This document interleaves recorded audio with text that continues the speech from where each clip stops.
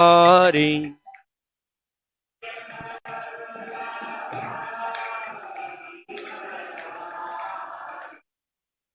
Yashodanandana Vrajajana Ranjana. Yashodanandana Vrajajana Ranjana. Yamunatira Vanachari. Yamunatira Vanachari.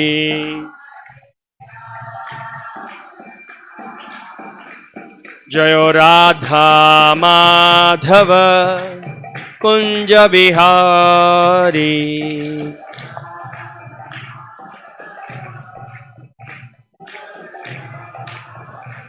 Jayo Radha Madhava Kunja Bihari.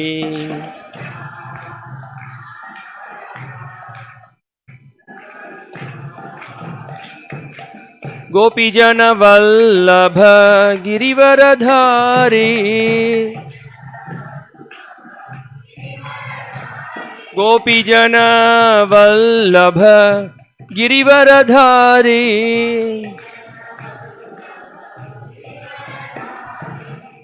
Yashodanandana Vrajajana Ranjana.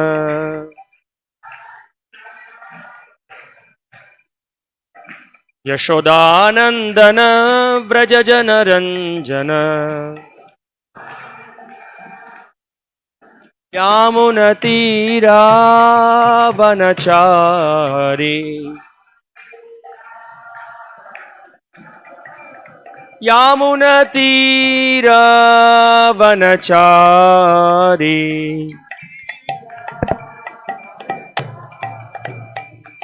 Jayo Radha Madhava Kunja Bihari.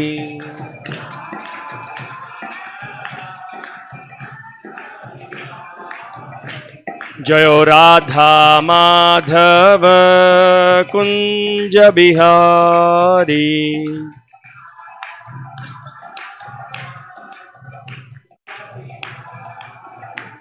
Gopijana Vallabha Girivaradhari.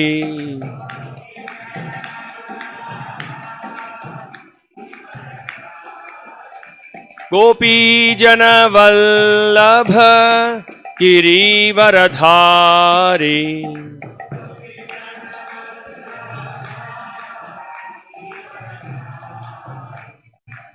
Yashodanandana Vrajajana Ranjana. Yashodanandana Vrajajana Ranjana. Yamunatira Vanachari. Yamunatira Vanachari. Jayo Radha Madhava Kunja Bihari.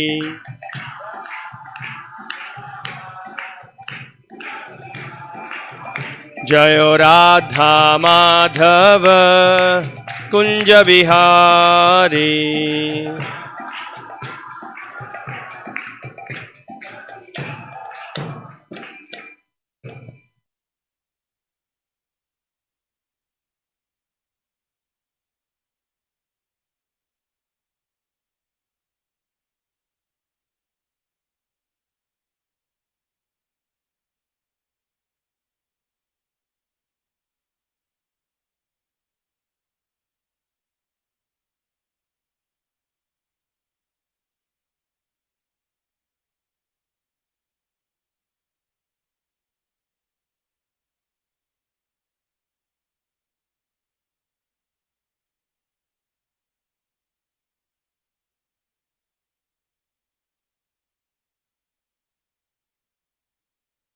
कुंडा गिरी गोवर्धन की जय। Vrindavan Dham ki jai, Navadip Dham ki jai, Ganga Mai ki jai, Yamuna Mai ki jai, Bhakti Devi ki jai, Tulasi Devi ki jai, Samaveta Bhaktivinoda ki jai. Lord Premanande, Hari Hari Bol, all glories to the assembled devotees, Hare Krishna. All glories to the assembled devotees, Hare Krishna. All glories to the assembled devotees, Hare Krishna. All glories to Sri Guru and Sri Gauranga. All glories to Srila Prabhupada. Nama Om Vishnu Padaya Krishna Preshtaya Bhutale Srimate Bhakti Vedanta Swamini Nanane. Namaste Saraswate Deve Gauravani Pracharine. Nirvishesha Shunyavadi Paschatya Deshatarne. Almost everyone sings Gopi Janna Vallabha, which means Gopi Janna Vallabha means the female lover of the gopis. You want to make Krishna into a lesbian? Strange thing. Gopi Janna Vallabha. Now, I'm supposed to read from the Srimad Bhagavatam, but as yet I didn't develop the yogic siddhi of being able to read a closed book. It would be helpful if the book was open on the right page.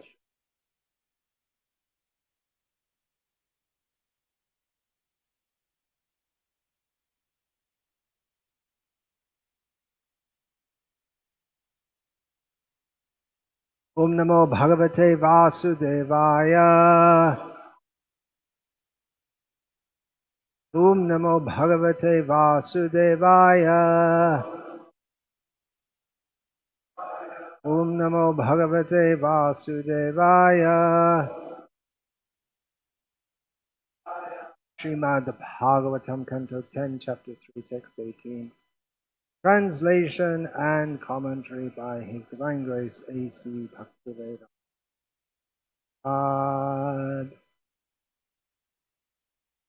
Yaha Atmanaha Drishya Guneshu San Iti Vyavasyate Sva Vyetirekataha Abuddhaha Vina Anuvadam Na Cha Tat Manishitam Samyak Yataha Yaktam Upadadat Kuman Ya Atmano Drishya Gunesha Sanniti Vyavasyate Sva Vyatirekato Buddhaha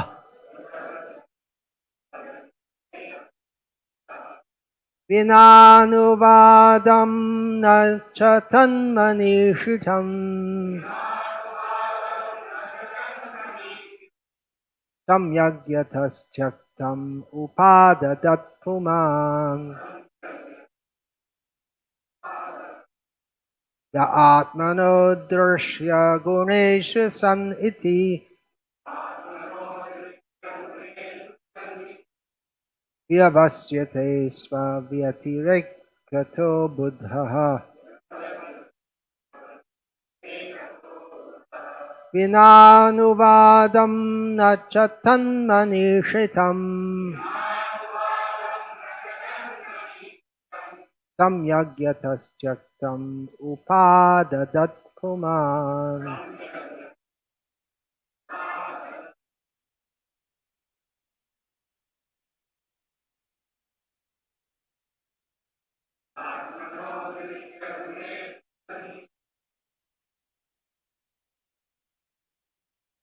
Vyavasyate Sva Vyatirekato Buddhaha. Vadam Nachatan Manishitam Samyakyatas Chaktam Upadadat Puman. Ya Atmano Isesha Gunesha Sanniti.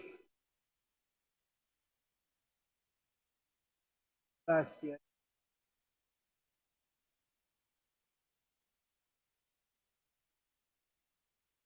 Nanuvadam Nasatanmanishikam. Samyagyatasya. Padadatuman.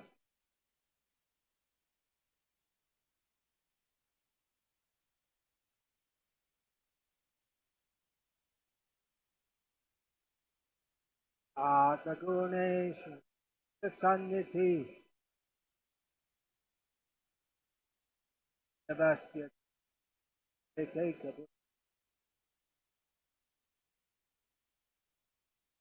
Nanuvadam Nasatanmanishikam. Samyagyatasya Upadadatuman. Devis, please.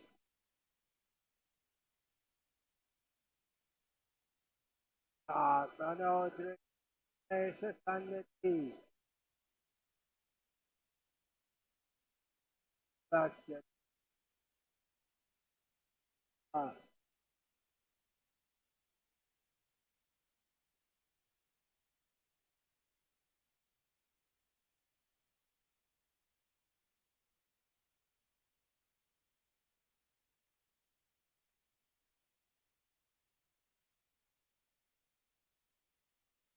Yaha, anyone who, Atmanaha, of his own real identity, the soul, Drisha Guneshu, among the visible objects beginning with the body, Sun, being situated in that position, Iti, thus, Vyavasyate, continues to act. Sva Vyatirekataha, as if the body were independent of the soul. Abuddhaha, a rascal. Vina Anuvadam, without proper analytical study. Na, not, ta, also, tat, the body and other visible objects. Anishitam, such considerations having been discussed, samyak, fully, yataha, because he is a fool, yaktam, are rejected, upadadat, accepts this body as reality, Uman, a person. One who considers his visible body, which is a product of the three modes of nature, to be independent of the soul, is unaware of the basis of existence, and therefore he is a rascal. Those who are learned have rejected his conclusion because one can understand through full discussion that with no basis in soul, the visible body and senses would be insubstantial. Nonetheless, although his conclusion has been rejected, a foolish person considers it a reality. Purport. Without the basic principle of the soul, the body cannot be produced. So-called scientists have tried in many ways to produce a living body in their chemical laboratories, but no one has been able to do it because unless the spirit soul is present, a body cannot be prepared from material elements. Since scientists are now enamored of theories about the chemical composition of the body, we have challenged many scientists to make even a small egg. The chemicals in eggs can be found very easily. There is a white substance and a yellow substance covered by a shell, and modern scientists should very easily be able to duplicate all this. But even if they were to prepare such an egg and put it in an incubator, this man-made chemical egg would not produce a chicken. The soul must be added because there is no question of a chemical combination for life. Those who think that life can exist without the soul therefore have been described here as abuddha, foolish persons. Again, there are those who reject the body regarding it as insubstantial. They are of the same category of fools. One can neither reject the body nor accept it as substantial. The substance is the Supreme Personality of Godhead, and both the body and the soul are energies of the Supreme Godhead as described by the Lord Himself in Bhagavad Gita. Bhumirapo nalo vayu khang mano buddhir evacha ahankara iti yang me bhinna prakriti ashtadha aparayam mitastvam yang prakriting vidhi me param jiva bhutam mahabaho yayedang dharyate jagat. Jiva bhutam mahabaho yayedang jagat. Earth, water, fire, air, ether, mind, intelligence, and false ego, altogether these 8 comprise Maya, separated material energies. But besides this inferior nature, O mighty armed Arjuna, there is a superior energy of mind which consists of all living entities who are struggling with material nature and are sustaining the universe. The body, therefore, has a relationship with the Supreme Personality of Godhead, just as the soul does. Since both of them are energies of the Lord, neither of them is false, because they come from the reality.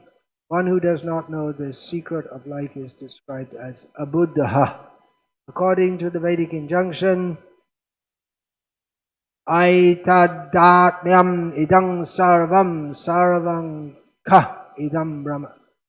Sarvam kalvidam brahma. Everything is the Supreme Brahman. Therefore, both the body and the soul are Brahman, since matter and spirit emanate from Brahman. Not knowing the conclusions of the Vedas, some people accept the material nature as substance, and others accept the spirit soul as substance, but actually Brahman is the substance. Brahman is the cause of all causes. The ingredients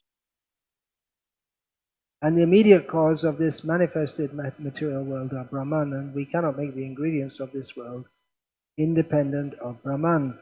Furthermore, since the ingredients and the immediate cause of this material manifestation are Brahman, both of them are truth, Satya. There is no validity to the expression Brahma Satyam Jagam Mithya. The world is not false. Jnanis reject this world, and foolish persons accept this world as reality, and in this way they are both misguided. Although the body is not as important as the soul, we cannot say that it is false. Yet the body is temporary, and only foolish materialistic persons who do not have full knowledge of the soul regard the temporary body as reality and engage in decorating this body. Both of these pitfalls, rejection of the body as false and acceptance of the body as all in all, can be avoided when one is fully situated in Krishna consciousness. If we regard this world as false, we fall into the category of asuras, who say that this world is unreal with no foundation and no control. Asatyam apratishtham te jagad ahuranishwaram. As described in the 16th chapter of Bhagavad Gita, this is the demons.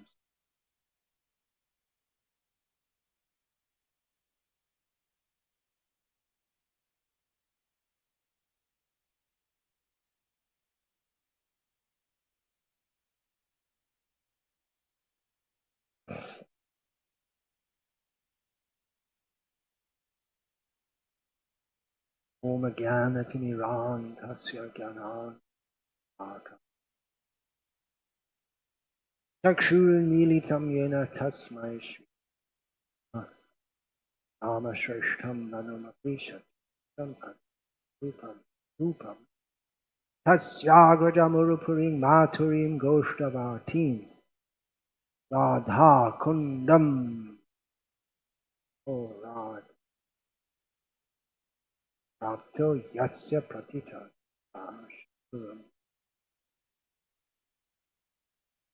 Vandeham Guru Yataf Adakamalam Gurun Vaishnavans Rupam Sagatatam Ahagana Raghuna Divam Sadvaitam Savadhutam Parijanasai Krishna Kamshi Krishna Bhagana Lalita Guru Vaishnav Bhagavan Inaswa Very big Nabi Anayashay Anji Hare Krishna, Krishna Krishna, Hare Hare, Hare Rama, Rama Rama, Hare Hare. A Buddha, Srila Prabhupada has translated this as rascal. It means, if we want to take another translation, what we might say a more standard translation, it means someone who's not very intelligent or someone who just doesn't know. Srila Prabhupada translates it. Rascal yataha. The word in and of itself doesn't directly indicate anything. Srila Prabhupada has translated it because he is a fool. So these are strong words. There's a video recording of Srila Prabhupada. Just don't exactly remember the words. He's speaking with some professors in Los Angeles. And Prabhupada was saying that using the word fools, and I believe it was that Dr. Stilson Judah said, well, maybe it could be said in a milder way, so stupid or something. Prabhupada said, oh, madness, they're all mad, Prabhupada said. And maybe it could be said that they're a little foolish, and Prabhupada said, madness is the sum total of all foolishness. And then everyone laughed. Very strong words. Human life is meant for God realization, which begins with understanding that we are not the body. We are spiritual by nature. It seems to me such an obvious thing to understand. Often in the Western world, when I'm speaking, I tell people, you're not chemicals. You are not chemicals. You're trained to think that your body is chemical, but you are not chemicals. You're not carbon, hydrogen, nitrogen. You're none of these chemicals. You're a spiritual being, distinct from all the chemicals. But there are people who insist that the body is the self. That misconception is very much reinforced by the bizarre Christian idea that you are the body, then you die, the body dies, but at the day of judgment, the body will be revived, and then you'll go to heaven if you're a Christian, and if not, you'll go to hell, and the body will burn forever in hell. Ha ha ha ha. And there are many very intelligent people, university professors, who are able to speak in a lucid manner, upholding the idea that the body is the self, or nowadays they're more into the brain is the self. The brain is the source of the mind. There's no mind without a brain. And they insist on this even though there's so much evidence of near-death experiences, out-of-body experiences. It should be such an easy thing to understand that we are not the body. We are a soul different from the body. I was able to accept this very easily. I wasn't brought up understanding this, but somehow in my youth I heard about reincarnation, They just seem to make a lot of sense. And then also all over the world there are so many ghost stories. What's all that about? What's all that about? Every culture in the world has experience of ghosts, which indicates incorporeal, conscious living beings. That means living beings without a body. Incorporeal means without a body. Actually, we understand from the Vedic analysis, they do have a body. They're localized, but it's a subtle body. But it doesn't. They don't exist. Only fools believe. That's the present scientific. If you're scientific, you don't believe in ghosts. And Richard Dawkins, in one of his superb expositions of how there is no God, his most famous book, The God Delusion, you may or may not have heard of Richard Dawkins, one of the world's most prominent atheists. I read his book because it made a big fuss when it came out. This was what, 10, 12 years ago, approximately. So in the book he discussed the existence of ghosts, and he recalled as a child he saw what he thought was a ghost in his bedroom at night. Something was moving and shimmering in the dark. And then he saw there was some reflection from the street light, something like that, on the curtains, which were slightly blowing in the wind. And that disproves any existence of ghosts in all cultures throughout the ages. They talk about religious stories. It's just all stories, you see. The Christians believe that Jesus born from a virgin. It's not possible. It's just a story. And that Jesus died for our sins, and if you believe in him, you go to heaven, and if you don't, you go to hell. And there are different religious stories, like believing in Zeus and Apollo and so many Greek gods, or if you like Rome better, you can have Roman gods, or you can have the Norse gods, or Babylonian gods, or the Carthaginian gods. There are so many different stories about gods, but they have the atheists have their stories too. Once upon a time, there was no time, and there was nothing, and then there was an explosion. Don't ask how, but it must have been, and then everything fell into place, and here we all are together today. And why do so many people believe in God? There must be some gene that people have, which is left over from evolution, and therefore people believe in God.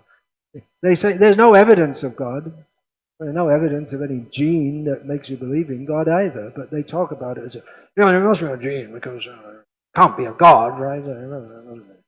And they say that if you throw some coins on the floor, you might see a pattern in it, like it looks like a face or so, the way they fall. And so the search for meaning, people are, what is the meaning of it? There's no meaning. It's just like we have due to evolution, we have this tendency to see patterns. That's there in the Sanskrit. What's it called? Like kuna something. Means the termites eat some wood and it falls down on the ground and it makes some pattern. That's their.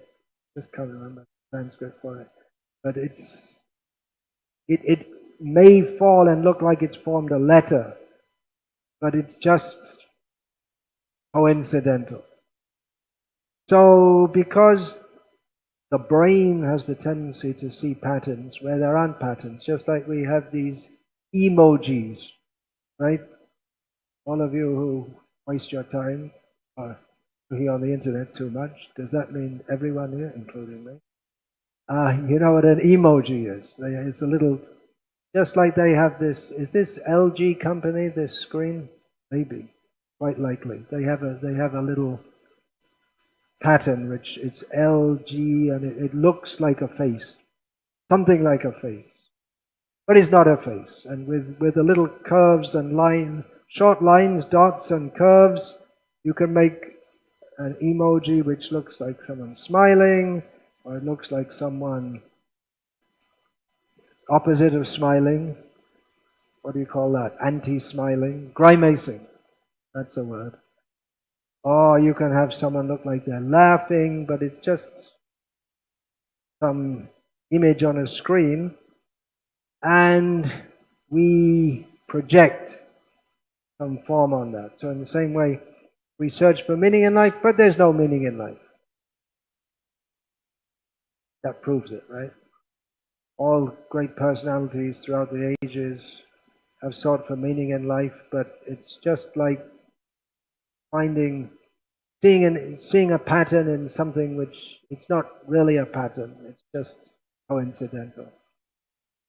Then why are you doing science? Form and pattern is everywhere. Maybe one reason we mistake things where there's no pattern as having pattern, or we ascribe patterns to, or we project patterns, is because we're so used to seeing pattern and form everywhere. That sounds like better logic than saying that because we see some coins falling on the ground and we ascribe some shape to it, that means there's no meaning in life. That's a huge logical leap. Leap of logic. Faith, blind faith.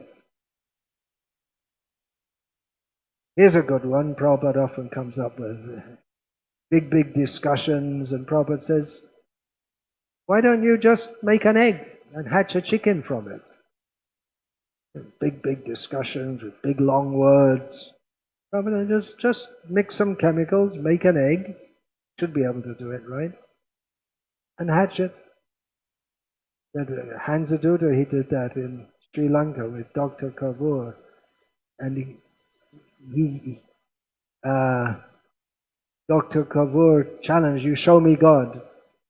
And Hansadutta challenged him back, well, you say life comes from chemicals, so make a chicken, show us. Or if you can't do that, make at least a mosquito.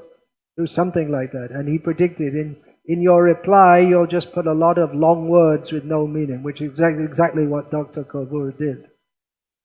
So they speak so many things, but it's a simple thing. It should be simple to understand that life is different from matter. Prabhupada writes here, scientists have tried in many ways to produce a living body in their chemical laboratories. Maybe they did, but I don't think anyone's even trying or even thinking about it. Why don't they stop death? Why is there no death research? They're trying to find out how to stop death.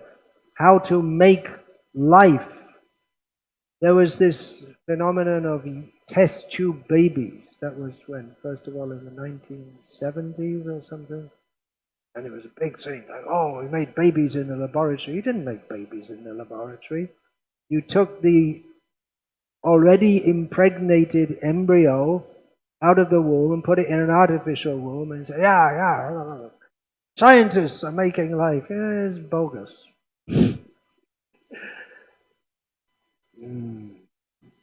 So they're rascals. Rascal is a good word.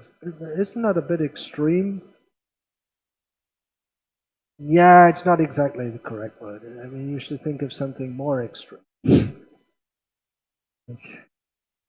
Why do they think like that? Because they want to believe it. It's a belief system. Materialism, philosophical materialism, otherwise called physicalism, means there's nothing more than matter. And whatever we see, it's just all come into being, and it's here, and you'll die, and then everything's finished.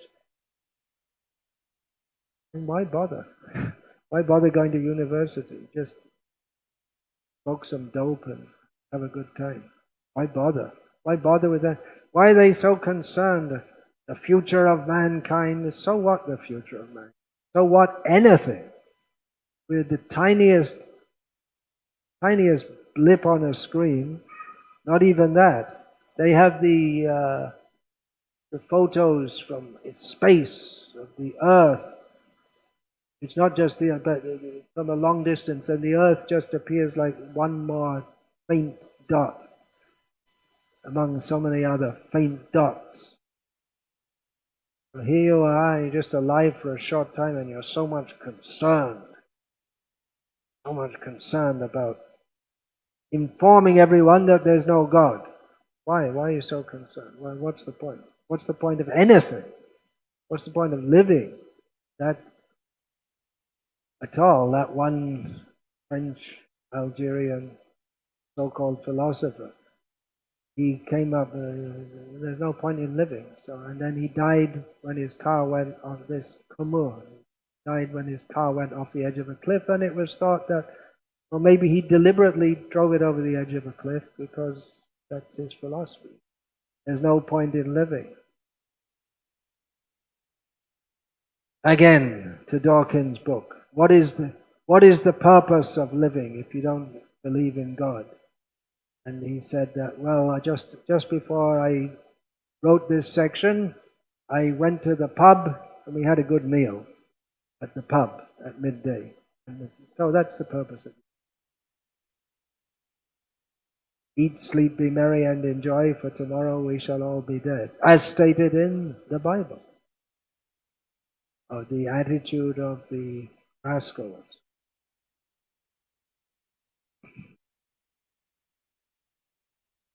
It makes sense? Any protests?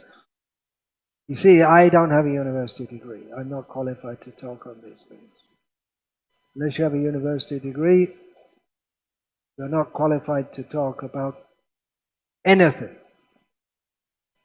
You don't even pretend to have any philosophical pretensions whatsoever.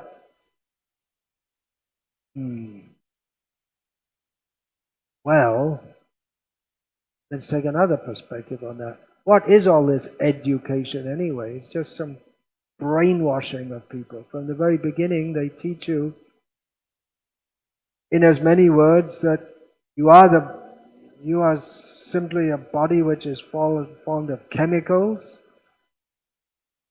It all came about due to some random interactions way back in time. You've evolved to this state, and that's it.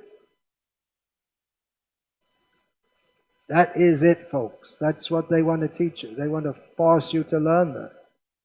You have to go to school so we can turn out more rascals and demons who believe all this nonsense. And they have so many discussions about big learned people. Is there a God? Isn't there a God? And they think you're not even allowed to talk unless you have a PhD. And is that the way to? If you have a PhD, you can understand God or understand there isn't God. Now, how did anyone ever understand God? No one by getting a PhD ever became God conscious. If you want to examine the people who are experiencing God, you've got to see people who followed the process, which isn't to get a PhD. There's a process to understand. Who are the people who are close to God in history? What they call the mystics.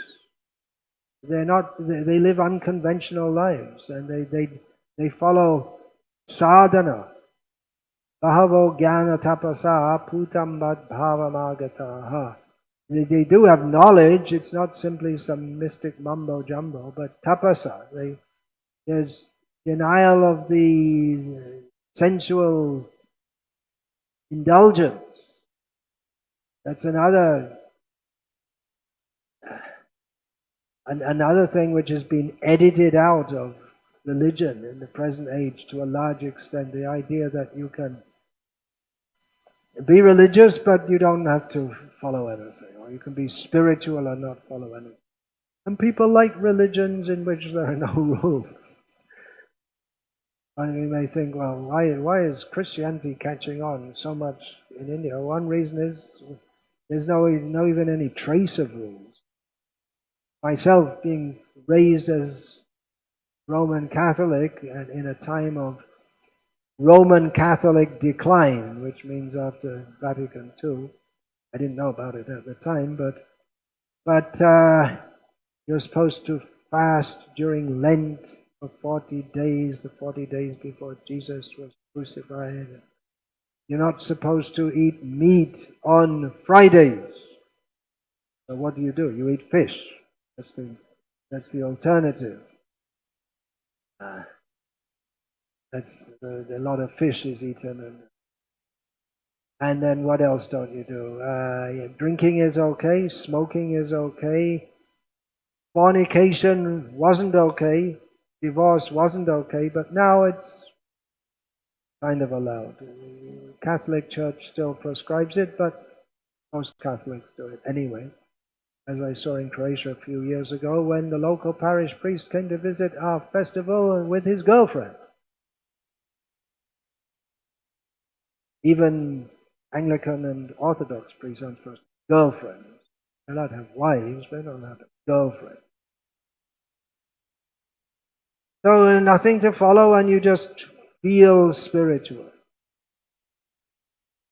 It's not going to work. In Hinduism also, it's like that, isn't it? All the big popular gurus, they don't tell you what to do. They don't tell you have to give up illicit sex, meat eating, gambling, intoxication. You have to apply yourself seriously to sadhana. They're just cheating people. What do they say?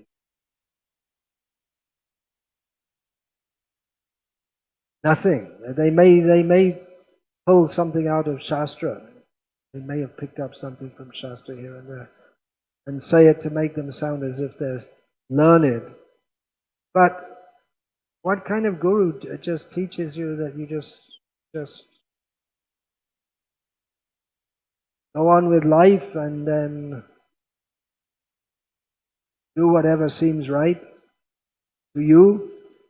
And then what's the meaning of having a guru? And neither the goal of life, nor the means to attain it, nor that everything we do has to be based on Shastra. None of these modern so-called gurus teach any such thing. They're just cheating people, just simply cheating. If we say this, people won't like it. So what should we do? We shouldn't say it. And if we don't say it, then who will know?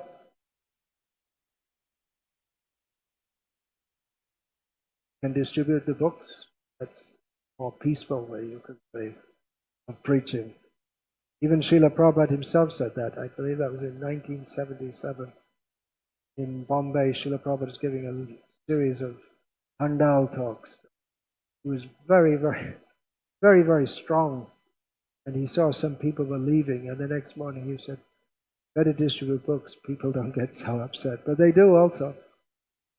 People do get upset by these books. What to do? What to do? Someone's driving their car so fast and we tell them, slow down, it's dangerous.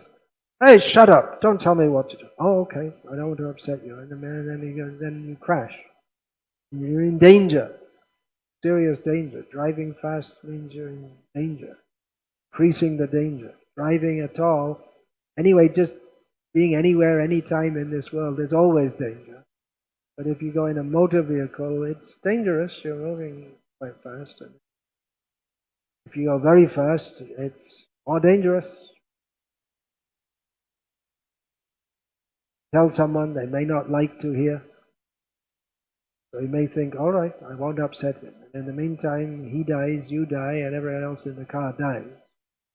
They say, no, I drove so fast so many times. I didn't have an accident. Still, it's more likely to have an accident. Many of the accidents occur due to people not following the basic rules of safety. You may not want to upset someone, but sometimes you have to do it for the benefit of that person and for others also. If so many people are driving in the car and the driver's going fast, driving recklessly, then we have to think, not the driver, he's such an idiot, he's taking such a risk. Then he wants to do it himself. I'm in the car too. Others in the car also. You have to think of them also. This came to my mind after 50 plus years. One of my sister's boyfriends, he had many boyfriends. She had many boyfriends. But one she stuck with for quite some time. Usual. She told me it was someone, he died in a car crash. Unsurprising. Because he always used to drive very fast.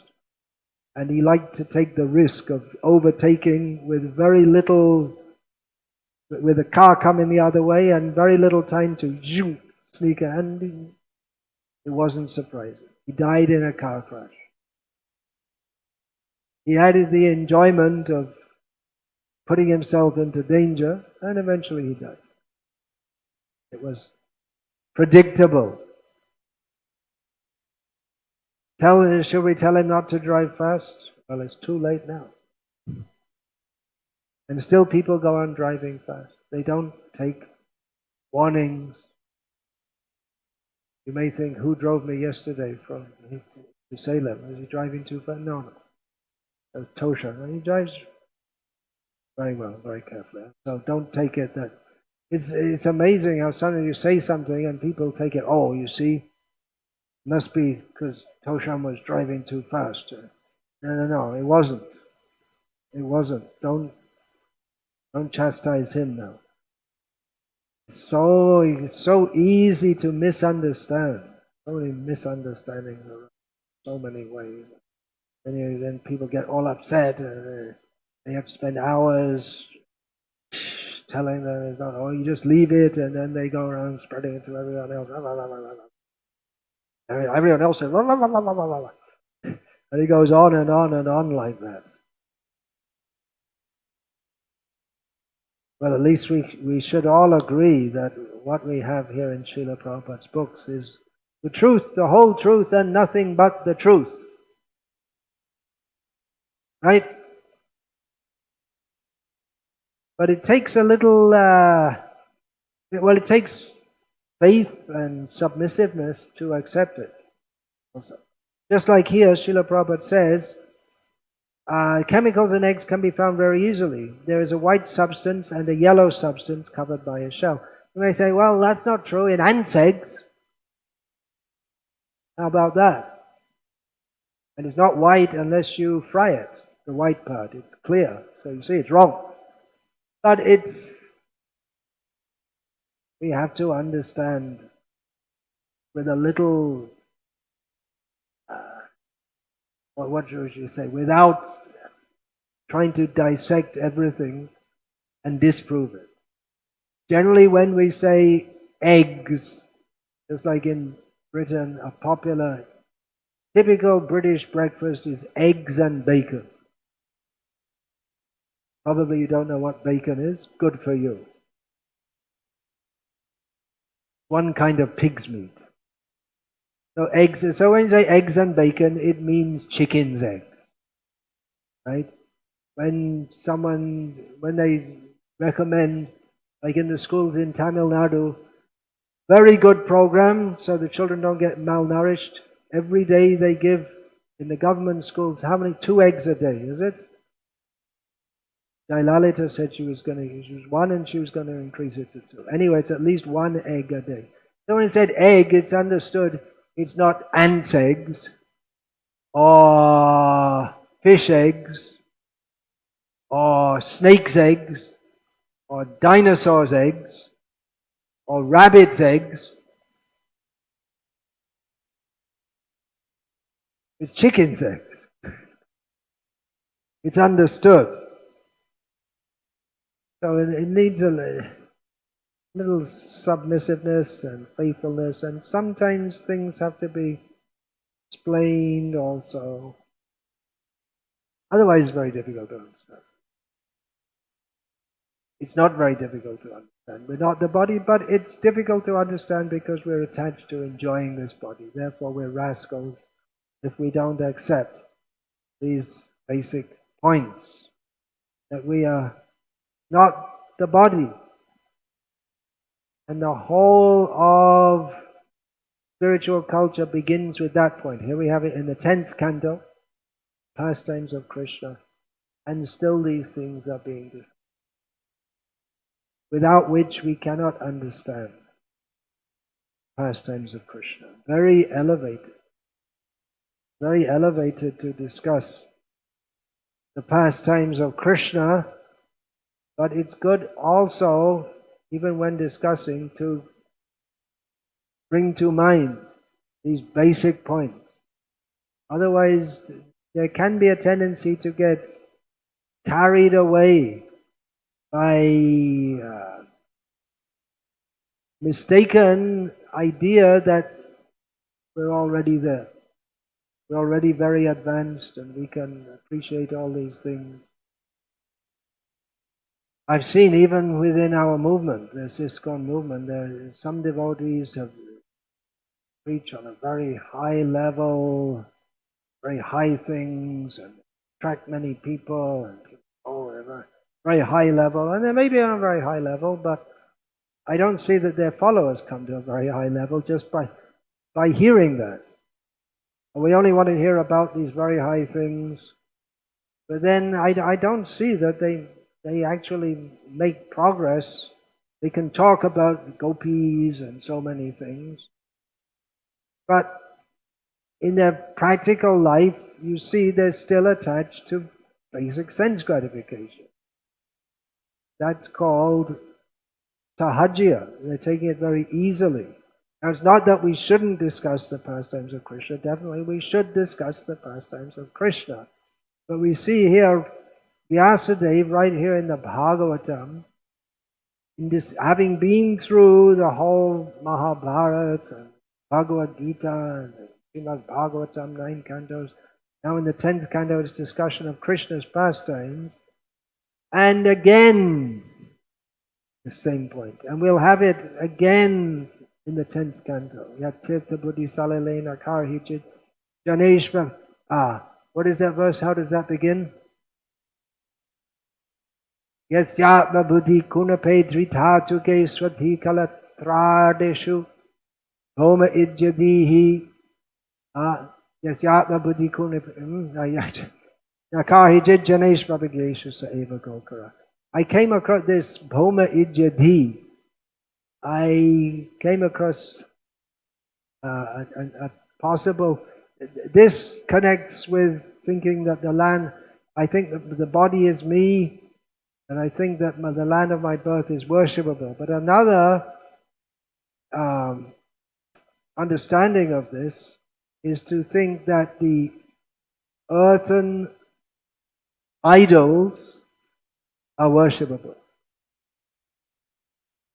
Another understanding. You just take that it's some earth and we worship it. That's another way to say it. But anyway, that point is there again. One who thinks that the body is the self, and from that misunderstanding comes identification with the body, yatogriha kshetra sutapta vithaya, identification with and attachment to home, wife, children, country, friends, relatives, children, money. It's the antithesis of proper understanding. It's what keeps us in material existence. So we have to discuss this widely. We have to discuss these things among ourselves and among the public also. We may take it for granted here in India. Well, everyone knows there's reincarnation and not the body. They don't know. Even if they vaguely accept reincarnation, then who's thinking about the consequences?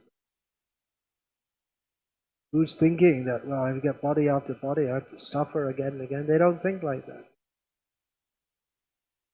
So we have to make the abuddha, prabuddha.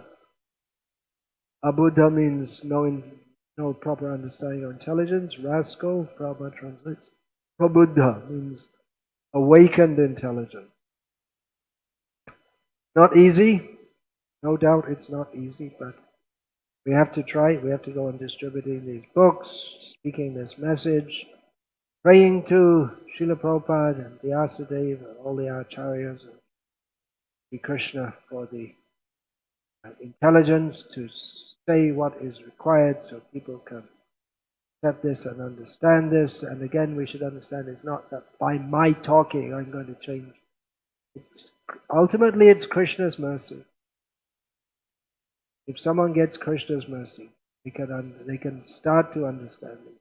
Krishna's mercy comes in the form of the devotees. But we shouldn't think, I am the personified mercy of Krishna. We should think, I am trying to carry this message of my Guru. Hare Krishna. Any question, please? Comment? Any rascal protest?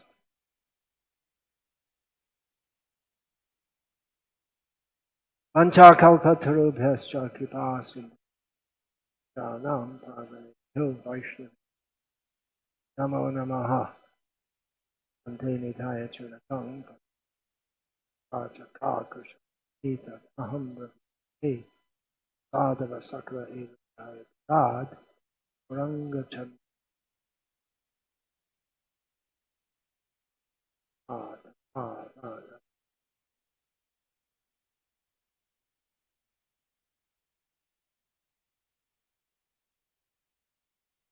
Hare Krishna, Krishna Krishna, Hare Hare, Hare Rama, Rama Rama, Hare Hare. Go Hari Premanande, Hari Hari Bo.